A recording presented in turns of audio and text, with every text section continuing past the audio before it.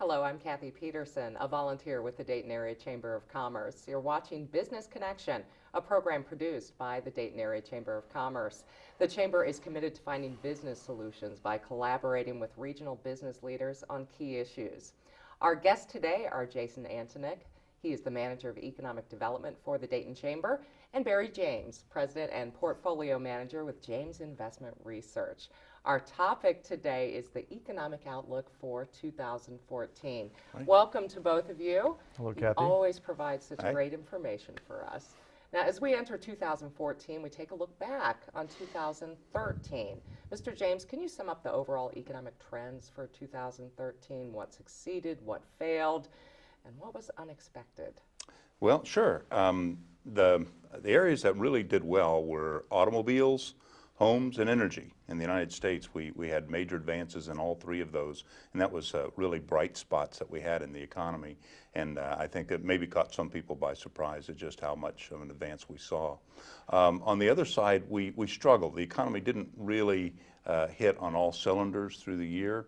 And we, of course, had the implementation of the new health care law, the Affordable Care Act, and that's caused a lot of confusion, to say the least. And so that has been one of the things that maybe didn't succeed the way that it had been intended to succeed. And the employment situation, we saw the unemployment rate drop very nicely throughout the year, but you know what? There really weren't that many jobs made. And that's the biggest, I think, drawback to what we've seen, is that most of the jobs are new jobs are temporary jobs, or they are part-time jobs, so they're not creating full-time jobs. And so that's, I guess, the biggest thing that's kind of slowing the economy down. Mm-hmm. And Jason, as far as the Chamber is concerned, what were some of the highlights in 2013? Well, to echo Barry's sentiment, unemployment was interesting. You know, there were some seemed to be doing okay and worsened a little bit and came back around. So that was somewhat of a challenge. Weekly earnings are still less. You know, in 2007, the weekly earnings in the Dayton area were higher than the average in the nation. So that was awesome. That's However, now it's not that way at all. So we've come up a little higher than where Ohio is, but still that's still $50 or so less a week, and that doesn't sound like a whole lot, but when you think about it and add it up, it's kind of a big deal. The sequester was a problem. So most people know what the sequester is, but those are that's referring to the automatic cuts to the military and other programs, but specifically to the military. You know, the single site largest employer we have in the state of Ohio is Wright-Patterson Air Force Base, and that's 10 miles or so from downtown. And so there's a lot of ambiguity. What's going to happen? Should we spend money? Should we do this contract? So on and so forth. So not knowing has people cautious. They're not going to spend the money. So that's kind of a downer. There was some good stuff that happened. A couple of projects I want to talk about. One's called Project Walnut, and the other one's Project Southbound. They have these funky code names. Yes. But Project Southbound has actually come to fruition. We can talk about it now. It's a Chinese company called Fuyao, and they're going to be an auto glass manufacturer at the GM truck and bus plant, which is now called Progress Park. It's not called the truck and bus anymore. But that's very interesting. That happened just recently here. So that's good stuff. Arts and culture is still real big. You know, we have 266 nonprofit cultural organizations in the area, which equate to 2,800 full-time jobs and $161 million in economic expenditures from those organizations. So we had ups and downs. Absolutely, and we're keeping a close eye on both of those, the ups and the downs. Now, Janet Yellen is taking the helm of the Federal Reserve. Now, could you talk a little bit about the outgoing chairman's legacy and what we might expect from Chairwoman Yellen's leadership? Yes, obviously it's one of a great deal of activism. That would be his legacy. And in his parting swan song, if you will, he was saying that things didn't actually work the way they thought they would work. They didn't turn out as good as they had hoped from both the quantitative easing and the low interest rates. And very interesting to me, and my interpretation of what he said was, well, don't really trust our forecasts. They aren't that helpful. But when it comes to Janet Yellen, I don't expect a lot of change in terms of trying to stimulate the economy. And her focus, a lot of her written work is all about the unemployed and employment. So she is going to do everything she can to try to get people into work and using whatever levers she can pull. Now, could you outline some of the expected bright spots in the economic forecast for 2014? Well, I think that we're going to see some continuation. The automobile area, which of course in Ohio is vital to us, and so that should probably continue in good force. And there's some big changes at Ford with aluminum trucks and whatnot. The home building, and we've seen home prices go up. And even in the local area, we've seen the supply of homes drop dramatically, like a 10-year supply wiped out. We're down to about 3 years, I think, in Montgomery County. So that is very, very positive. And for each home that's built, that's about 1 or 2 new full-time jobs. So we think we're seeing an upturn in that. Now, maybe the interest rates will have an effect on that. But even bigger than home building is energy. And of course, the eastern part of our state has a lot of energy. It's starting to be tapped. We've just barely begun. But it is huge, huge, huge. And we're going to see energy prices probably continue to head lower. And this is going to ripple through the state of Ohio and the whole country. So those are the real bright spots that we see for 2014. Great. Now, Jason, what projects or industries are you most excited about as we go into 2014? Well, the biggest one for me personally is what's going on with logistics and distribution in our area. So the one project that I mentioned, Project Walnut, we talked about Project Southbound, and that's a Chinese outfit, and that's absolutely fantastic. But Project Walnut hasn't been named officially yet. Oh. Okay, so that's why we have to go by Project Walnut. I love these cool names. Okay, and so, but what's going on? Project Walnut is happening. The construction is happening right now. They've broken ground, and imagine, if you will, clear your mind and imagine, if you will, 56 continuous days of cement trucks coming to a location, 24 hours a day, pouring cement for 56 days. Okay, so we're talking about a concrete slab, which is currently being constructed up around the Dayton International Airport.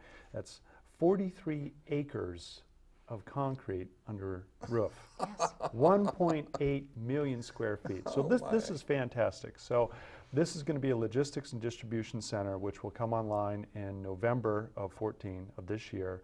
It'll be 1,000+ jobs. And there are all these partners working together to figure out what we can do to make logistics and distribution really work out here. Yeah. You know, many of us have probably heard that we're within a 90-minute flight to half the population of the United States and Canada. In addition to that, Dayton has some other attributes. You know, I-70, 75 interchange, really good highway structure. People hear this and think, well, I'm seeing what's going on downtown. That's not too good. But actually, it is. Those exits on the left side, that wasn't right. You can't have that. So you have to have some delays to get to where you want to go. But the way that ODOT, the way that the highways are being set up, it's going to be phenomenal for the highway infrastructure. So that's excellent. Dayton, Ohio is situated within 11 to 12-hour drive of all the East Coast ports, which is going to be huge because the Panama Canal is being widened, okay, and made deeper. So the Panama Canal is an important thing you don't have to go around South America, you can just cut right through Panama, but only certain boats, only certain ships can get through there. So now it's wider, it's deeper, and that's going to mean that East Coast ports are going to be able to get the cargo that was coming to the West Coast ports. So this is a big deal. We have really low wages here, okay? We have all these different things stacked on top of each other that talk about why logistics and distribution is going to be so important in the Dayton area. And I have this little graph. I don't know if we can key in on it here or not. But so when you have logistics and distribution centers in the nation, if you're going to have one center, okay, it should be in Nashville, Tennessee. If you're just going to sell your products, if you're going to have your products move out of one center, it should be in Nashville. Well, Dayton, Ohio is within the margin of error. If you're going to have between 2 through 7 logistics and distribution centers, they call them DC centers in the nation, Dayton, Ohio is either the optimal location or within an extremely small margin of error. And that's what I like about this graph. The blue line on here talks about what is optimal for a location of a distribution center, and the red line is where Dayton is. And so we have one distribution center all the way down here through 7, and you can see that the blue and the red lines practically match up. That's right. So, you know, logistics and distribution, what's happening with this Project Walnut is just the tip of the iceberg. I believe it's just the beginning, and logistics and distribution in Dayton is going to be huge. We've got the training resources. You can get training through the Jobs and Family Services, Sinclair Community College, Miami Valley Career Technology Center, Wright State University offers programs and products for it. You know, the workforce that we have, the wages, so on and so forth, it's really exciting. It is. Yeah. It is. I saw an aerial view of the distribution facility Yeah. that's going up, and it is unbelievable as far as the size goes. I Yeah. mean, it's massive. So It is gigantic. it is, and we're so happy to see it because it is jobs. It's more jobs for our community, and we're Right. very excited about that. Yeah.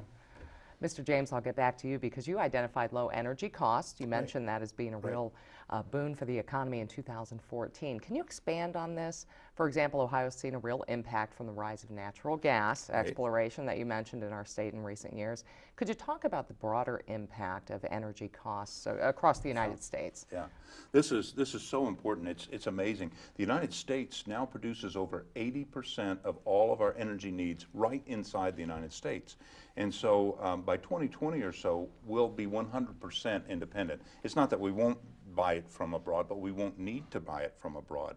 And just think of all those instances where we've had to, you know, interfere, if you will, in Middle Eastern countries and so forth. All that will be taken away because we'll be producing our own. And we are the Saudi Arabia of natural gas. So as this plays through, we expect even oil will be the #1 producer in the world by 2015 of oil, not even natural gas. So this is going to keep the price of oil down. It's at an abnormally high level today. There's not that much demand in terms of driving miles in the United States and so forth. And so we're having an impact. Things happen at the margin. People don't always believe that just a little extra production can drive down prices, but that's always the way it works in economics. It's just that extra little bit drives prices. So we're seeing that drop in prices. And how that affects us in Ohio as a manufacturing state, we need energy. And places like China, they don't have enough energy. And the energy they're producing is very, very polluting. So it's destroying their environment. And we don't have that problem here. So we're going to have cheap energy available to our manufacturing right here in Ohio and in the United States. It's going to be a huge boon in both of those. And the price of natural gas in the United States is about 1/3 of what it is in Europe and about 1/6 the price of what it is in Asia. So countries from around the globe are moving to guess where? The United States of America, to get cheap, sustainable energy. And that's going to be great for our manufacturing base, and a lot of other jobs will be created as a result of that. And what a turnaround. Oh, it is. It's fantastic. It is. Yeah. It's so great to see. The American people. Yes, yes. Now, you touched on it a little bit, but could you talk a little bit about some of the challenges that we are going to face as far as the economy goes in 2014? Yeah. Well, Albert Einstein, maybe the smartest man that ever lived, had a phrase that I like. It says, insanity is doing the same thing over and over again and expecting different results. And unfortunately, out of Washington primarily, we're seeing an antipathy or hostility towards business. And by that I mean rules and regulations and taxes.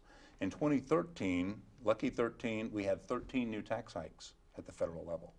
We have more that have come on board in 2014 with the Affordable Care Act, and a lot of those fall on small businesses. Actually, some of the unions and the large businesses are able to avoid some of those taxes, but the small businesses can't, so it's ramping up. There's all that level of confusion. We have the Dodd-Frank Act, which is gathering more steam, and it's actually going to wind up pushing a lot of our financial products overseas, make it more difficult for companies to get financing in that sense. So rules and regulations, you look at it, it's about $10,000 are the cost of a small business per employee just for compliance, not taxes, just for compliance. So those are the major hurdles, and we're not seeing any talk about cutting taxes out of Washington. So you've got that kind of hurdle that we have to overcome. And so we also have, in the case of the Federal Reserve, we've had easy money for a long time. We've had quantitative easing. It didn't work the way it was supposed to work. And so quantitative easing is going to be going away. So that will have an impact on both interest rates and on people's perceptions. And we could see a lot more volatility in the stock and bond markets in 2014 as a result. Sure. Now, Jason, what about locally and regionally? What do you expect to be some challenges? Good question. Probably some of the same. Yeah, absolutely. You know what? One thing that I thought was really interesting here lately, Barry and I were talking about it a little bit ago, was taxation on the state level and how that has been. Now, in 2010, Ohio was ranked 44th among CEOs. 600 plus CEOs ranked Ohio on quality of life, taxation, etc. And we ranked very low, okay? 2 years later, in 2011, well, let's take it back. 2011, there were some improvements. We moved up to 35th, ranked 35th. Let's go in the right direction.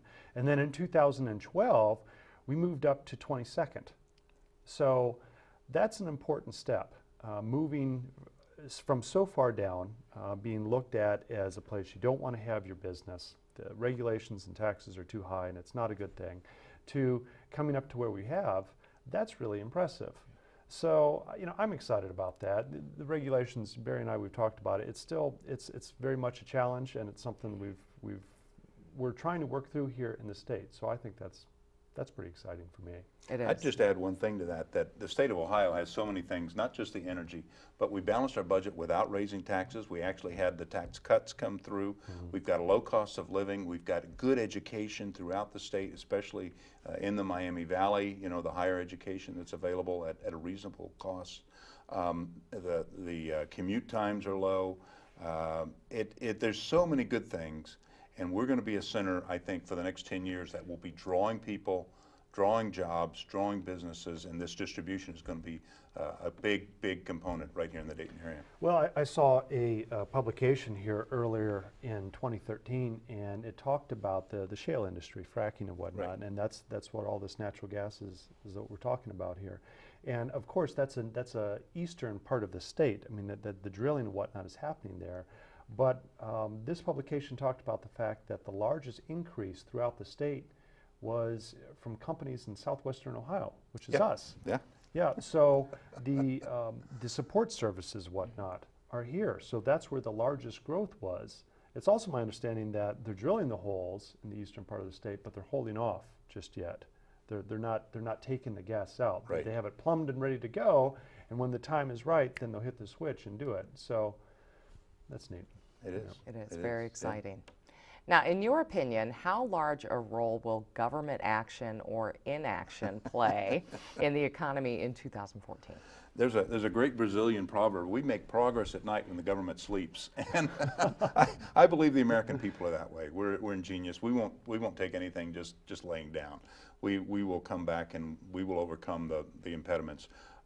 As I said, I don't see anything really coming out of Washington that's pro-business or pro-economic development, and I don't see any change really at the Federal Reserve that's going to make much. We've used stimulus from borrowing money, $4 trillion.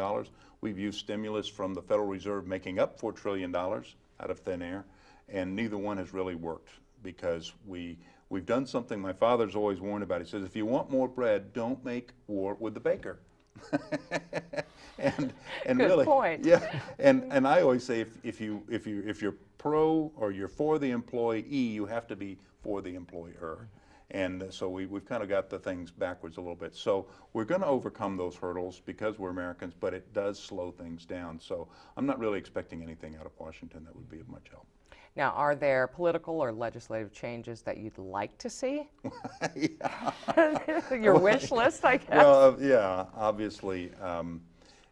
You know, President Reagan gets credit for a lot of things, and good or bad. The cuts in taxes were one of them, and that would be huge. We did a study, an academic study. We actually submitted it through Ohio Matters, the Ohio Chamber of Commerce magazine, and it says that the lowest, fairest, flattest taxes Those states over the last 10 years, they had the highest economic growth, they had the highest increase in employment, and they actually had the highest increase in revenues to the state. So it's not that the pie is only one size, the pie can get bigger, and that's the key behind that. So that's one aspect. The other thing that Reagan didn't get credit for, but he cut regulations 50% by the time he left. And that freed up Americans to do what they do best, which is innovate, create, and you know, just bring a booming economy. And we've got the brain power, we've got the people power here, so it's just a matter of freeing up the people. That's what I'd love to see. Yes. What about the international economy? You've talked a little bit about different influences on that. Yeah. Well, it's very interesting as we look internationally. All eyes are on China right now. And the Prime Minister there is trying to put through some dramatic changes in economic reforms and otherwise to become not an investment-based economy, but a consumer-based economy. And so this transition period, they're seeing, you know, some difficulties, as you might expect. So they're not growing quite as fast at the moment. But if they make that transition, Katie bar the door, they're gonna grow great. Where we're seeing companies that have current account balances that are positive, surpluses, and they're well-run countries like Taiwan and Hong Kong, some of those eastern countries. We'll also see it in Europe, a few pockets there, even though they haven't got all their acts together. Germany, England are looking pretty positive. So we don't expect great economic growth, but nonetheless, there'll be pockets that'll do well. What advice would you give to Dayton Chamber members, you know, business executives, as they really navigate through the economy in 2014? Yeah. Well, the number one is don't expect a big increase in the economy. Expect stagnation. I think the last numbers that we had as far as jobs were kind of telling. And so, you know, if we see 2% or around 2%, it's still going to feel like a recession because people aren't getting jobs. So that will be the one thing. You need a flexible workforce. You don't want to, you know, overhire at this time. The other things that we think are really important is if you need financing, get it now. Interest rates are low, and also stock sales that you can sell very, very easily. So it's very easy to get financing.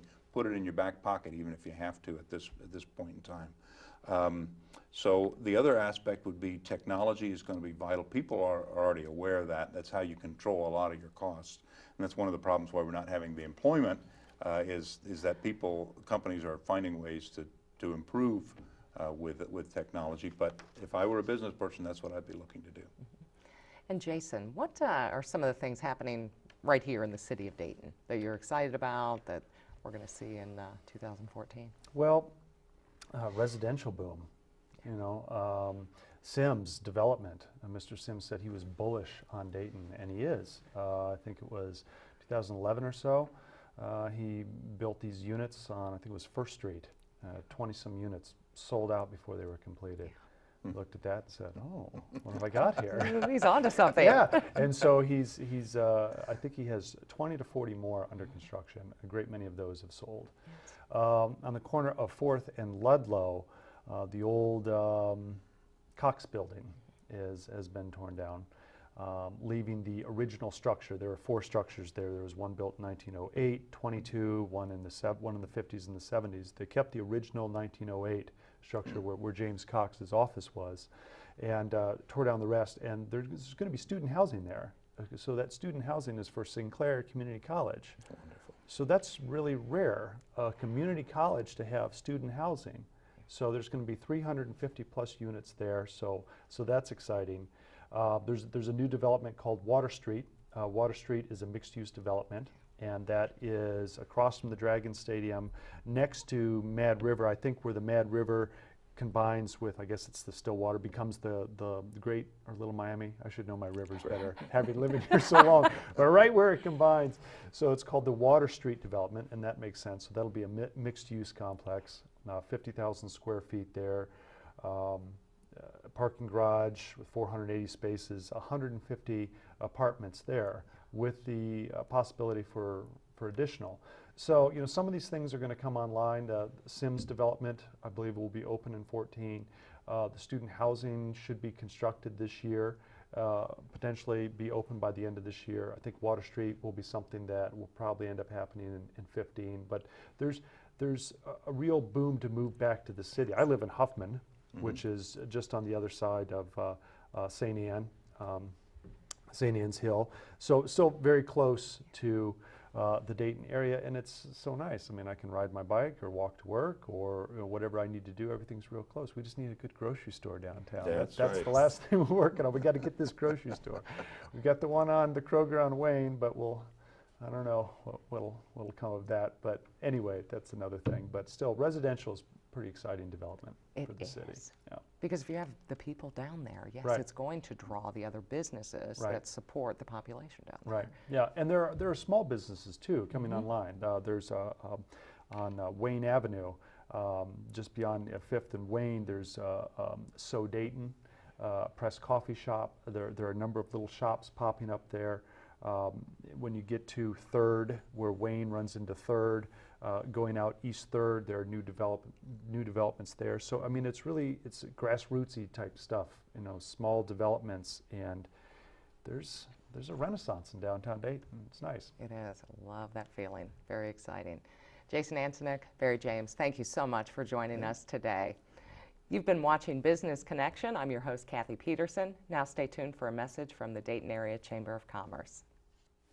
As you know, the federal government's Federal Aviation Administration announced on December 30th that the combined Ohio-Indiana region would not be one of the 6 major test sites for unmanned aerial systems. Once again, Ohio was slighted by yet another federal department of our government. Remember our rejected bid for one of NASA's retired space shuttles for our Museum of the United States Air Force? This just leaves me bewildered. Not only did a team led by the Dayton Development Coalition put together an excellent proposal, we have the infrastructure, intellect, experience, research at Wright-Patterson Air Force Base, and the private sector involvement in place to have made us a natural choice. Let me thank those elected and community leaders and organizations who worked very hard on this initiative. Even after the announcement, they have been gracious and positive over our future opportunities in the growing field of UAS, a trend that will become a $94 billion industry by 2020, and one in which we deserve a significant part. But the long and short of this is that the Dayton region, with our partners in Indiana, got snubbed once again, period. It seems very evident to me that the case for our region was significant, and I'm only left to the realities of politics. The politics of special bias treatment to states like New York and Alaska, who have powerful connections with the Oval Office, or at least with the FAA. I applaud those leaders like Congressman Mike Turner and others calling for a meeting with the FAA to find out exactly why we were passed over. But in the end, government rarely changes its mind or direction. Their condescending attitude will probably again win in the end. Still, we must make our voices heard, loud and clear, in an effort to keep this trend from continually happening to the great state of Ohio. We must not let bad decisions steamroll over us. We deserve better. They shouldn't win the trifecta on the next decision.